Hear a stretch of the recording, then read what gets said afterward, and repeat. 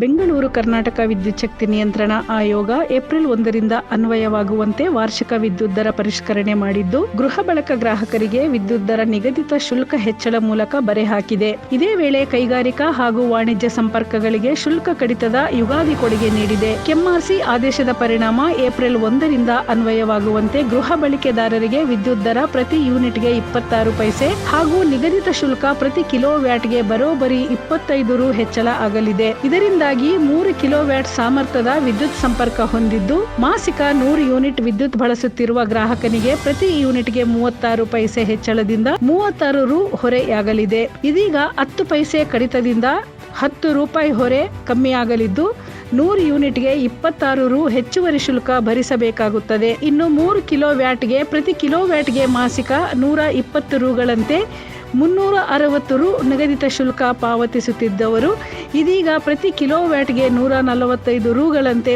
435 ರು ಪಾವತಿ ಮಾಡಬೇಕಾಗಿದ್ದು 75 ರು ಹೊರೆ ತಗುಲಲಿದೆ. ಹೀಗಾಗಿ 101 ರು ಹೊರೆಯಾಗಲಿದೆ. ಇದರ ಜೊತೆಗೆ ಈಗಾಗಲೇ ಬೆಲೆ ಏರಿಕೆ ಬಿಸಿಯಿಂದ ತತ್ತರಿಸಿರುವ ರಾಜ್ಯದ ಜನತೆಗೆ ಸರ್ಕಾರ ಇದೀಗ ಮತ್ತೊಂದು ಶಾಕ್ ನೀಡಿದೆ. ಮೆಂಡು ನ್ಯೂಸ್ ನೆಟ್ವರ್ಕ್, ಸತ್ಯದ ಕನ್ನಡಿ.